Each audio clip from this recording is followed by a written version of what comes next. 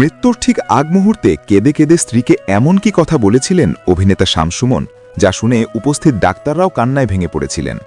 জীবনের শেষ দিনগুলোতে যখন তিনি নিদারুণ একাকিত্ব আর কষ্টে ভুগেছেন, তখন আপন বলতে কেউ পাশে ছিল না। অথচ তার মৃত্যুর 2 দিন পর লন্ডন থেকে ছুটে এলেন স্ত্রী সন্তানরা। লাশের পাশে দাঁড়িয়ে তারা যে বুক ফাটা কান্না করলেন, এখন কি আর এই কান্নার কোনো দাম আছে?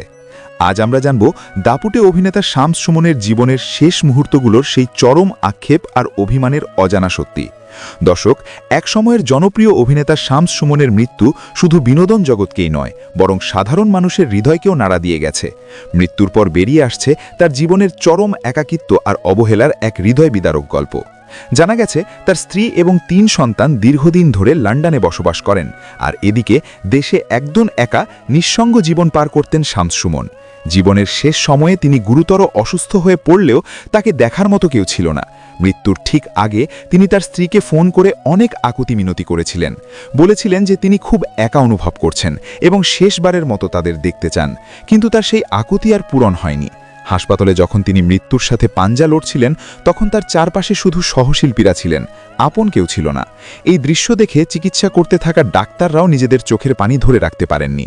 সারা জীবন যে স্ত্রী সন্তানদের কথা তিনি বলে গেছেন, তাদের দেখতে চেয়েছেন, তারা শেষ সময়ে তার পাশে ছিল না। তবে শামস সুমনের মৃত্যুর 2 দিন পর অবশেষে লন্ডন থেকে দেশে ফেরেন তার স্ত্রী ও সন্তানরা। লাশের পাশে দাঁড়িয়ে তারা অঝরে কেঁদেছেন, কিন্তু নেটিজেনরা বলছেন, বেঁচে থাকতে যে মানুষটাকে একটু সময় দেওয়া হয়নি, মৃত্যুর পর এই কান্নার কি কোনো মূল্য আছে?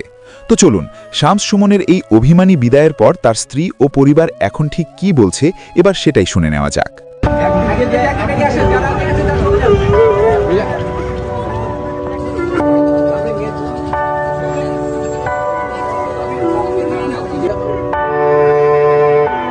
এইমাত্র আমার বড় ভাইয়ের শামস সুমনের জানাজা নামাজ সম্পূর্ণ হলো।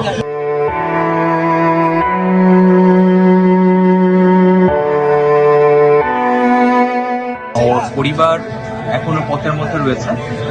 ওর 2 সন্তান, একজন মেয়ে কন্যা সন্তান এবং তার স্ত্রী রাস্তাতে রয়েছে। এখনো রাস্তাতে প্রচন্ড জ্যাম। নির্ধারিত সময়ের মধ্যে পৌঁছতে পারবেন কিনা এই অনিশ্চয়তার কারণে আমরা আপাতত তার দাফন কার্য বাদ এসা পর্যন্ত আমরা সিদ্ধান্ত নিয়েছি, এসার পরে হবে। বন্ধু সবসময় তো ভালো হয়, কিন্তু বন্ধুই সব বন্ধু ভালো, তার ভিতরে ভালোর ভিতরেও ভালো থাকে। সুমন ছিল সেই ভালোর ভিতরে ভালো। মূল বিষয় যেটি, সে সকলের সাথে বন্ধুর মতো মিশে যেতে পারত এবং তার মধ্যে কোনো অহংকার বোধ ছিল না। রাজশাহী সাংস্কৃতিক অঙ্গনে যে কয়জন মানুষ খুব সামনের দিকে ছিলেন, যাদেরকে দেখে আমরা বড় হয়েছি, সুমন ভাই তাদের একজন। না, বাংলাদেশের নাট্যকের যে জনপ্রিয়তা, সে একজন জনপ্রিয় অভিনেতাদের একজন ছিল এবং তার প্রচুর ভালোবাসা পেয়েছিলেন। তার মারা যাওয়ার পরেও অনেকেই তার প্রতি ভালোবাসা দেখিয়েছেন। এভাবে আকস্মিকভাবে যে ওকে হারাবো, এটা আমরা মানুষরা অনেক রকম অনেক দুঃস্বপ্ন দেখে, এই দুঃস্বপ্ন আমরা কেউ দেখিনি। শামস সুমন এখন আমাদের কাছে স্মৃতি, সে ফিরে আসবে না। তবে সৃষ্টিকর্তার কাছে প্রার্থনা করি, তাকে উনি যেখানে রাখেন তাকে যেন ভালো জায়গায় রাখেন এবং শামস সুমনকে যেন আমরা ভুলে না যাই।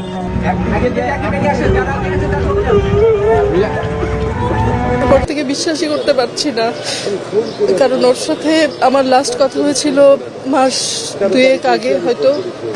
তখনও ও তো সবসময় একটা হাসি খুশি মানুষ, এত বন্ধু বৎসল, এত দিনের সহকর্মী, কত কত নাটক আমরা একসাথে করেছি। তারপরে ওর বউ আমার কলেজ ফ্রেন্ড। 2 মাস আগে যখন কথা বলছিলাম তখনও তাকে কংগ্রেচুলেট করলাম, কারণ ওর ছেলেটা কিছুদিন পরে ডাক্তার হবে। বললাম, তুমি তো প্রাউড ফাদার, তোমার ছেলে ডাক্তার হবে, আর কি চাও সুমন ভাই জীবনে? বললো যে সব লিজার জন্য, ওর বউয়ের কথা বললো। বাট ওর অসুস্থতাটা আসলে আমরা জানতেই পারিনি, আমি জানতে পারিনি, আমি কখনো ভাবিওনি। বা ও তো আসলে ভেতরে পোষণ করে রাখতো, তো সবকিছু প্রকাশ করতো না খুব একটা। তো আমি জানতামই না যে ও লাস্ট 4 দিন ধরে একটু মেন্টালি সিক ছিল বা বডিলি হয়তো সিক ছিল। মিডিয়ার হয়তো তেমন কোনো লস হবে না, কারণ মিডিয়া থেকে তো নিজেকে গুটিয়ে নিয়েছিল। ও চ্যানেল আইতে, রেডিও ভূমিতে চাকরি করছিল দীর্ঘদিন ধরে। তো আমরা আমাদের সহকর্মীকে হারিয়েছি, আমাদের বন্ধুকে হারিয়েছি, 3টা ছোট ছোট বাচ্চা তার বাবাকে হারিয়েছে। ও বলতো যে মিডিয়া তো আসলে আগের মতো নেই, অন্য একটা জায়গায় চলে গেছে, সেই জায়গাটাতে আমাদেরকে হয়তো ডাকছে না। মানে ও বলতো যে আমাকে হয়তো ডাকছে না বা আমার কথা বলছে না, কিন্তু ভেতরে তো একটা ক্ষুধা কাজ করে রে ছন্দা।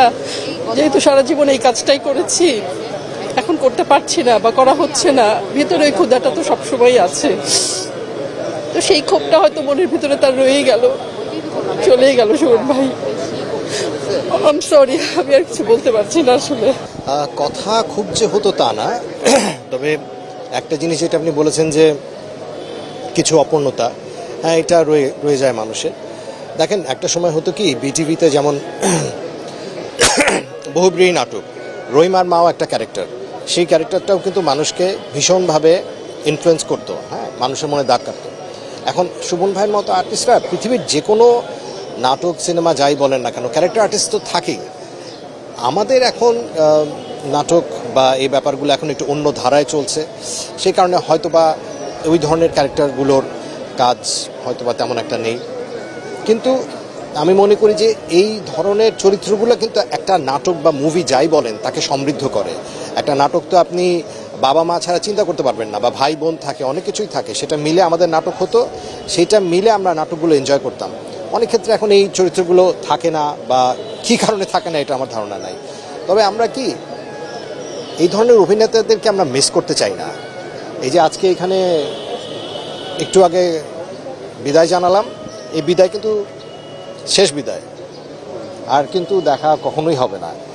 আমি চাই যে আমাদের যদি বলেন যে আশাটা কি, যে নাটকটা নাটকের মতোই থাক, সেখানে চরিত্রগুলো থাক, যেখানে যাদের সামনে আমরা এত বছর কাজ করেছি, যারা নাটকের ইন্ডাস্ট্রিকে সমৃদ্ধ করেছে, সেই অভিনেতারা আমাদেরকে ভালো ভালো কাজ আরও উপহার দিক।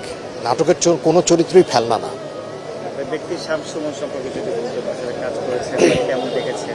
বহু কাজ করেছি, বহু। আর একটা ব্যাপার কি, যে কোনো কেউ যদি কখনো কোনো সমস্যা বা এরকম যদি কেউ কখনো মারা যান বা কোনো কিছু, যে মানুষটা সবার আগে ফোন দিয়ে একটা জায়গায় এসে সব কিছু ঠিক করে ফেলছি, কোনো অসুবিধা নাই, এর সাথে যোগাযোগের সাথে, তিনি সুমন ভাই। এবং যার সাথে কোনো সংকোচ ছাড়া কথা বলা যেত, যে মানুষটা একটা কথা বলবো এটাকে উনি কোনো প্যাচ দিয়ে ধরবেন না, তিনি সুমন ভাই। তো কালকে যখন আমি এই ঘটনাটা শোনার পরে, ইফতারের পরে যাচ্ছিলাম হাসপাতালে, অগণিত স্মৃতি মনে পড়ছিল যে সুমন ভাইয়ের সাথে। এবং এই যে আজকে ওনাকে দেখলাম শেষ, তখন মনে হলো যে প্রত্যেকটা চ্যাপ্টারের একটা শেষ থাকে, ফুল স্টপ থাকে।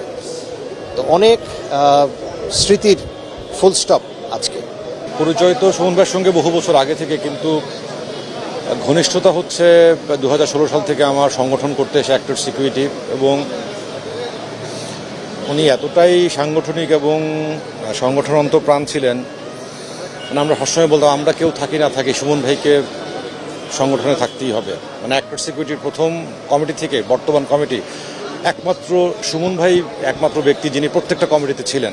এবং ওনার কন্ট্রিবিউশন মানে আনবিলিভেবল, মানে এটা বলে বোঝানো যাবে না।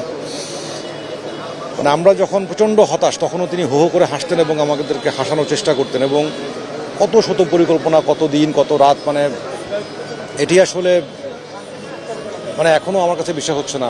আমাদের যে কোনো কলিগ মারা গেলে তার জন্য কী কী করতে হবে, কোথায় যেতে হবে, সমস্ত কিছু সুমন ভাই করতেন। আজকে এই প্রাঙ্গণে এখানে আজকে সুমন ভাইকে আমরা সেই জায়গায় বিদায় দিলাম, এটা মানে মানে এখনও আমার কাছে, মানে আমি বিশ্বাস করতে চাই না আসলে যে সুমন ভাই নাই। মানে আমার কাছে মনে হয় যে হয়তো সুমন ভাই ওই কোনায় আছেন, ওই কোনায় আছেন, ওই কোনায় আছেন, কারোর হাতে কথা বলছেন, গল্প করছেন।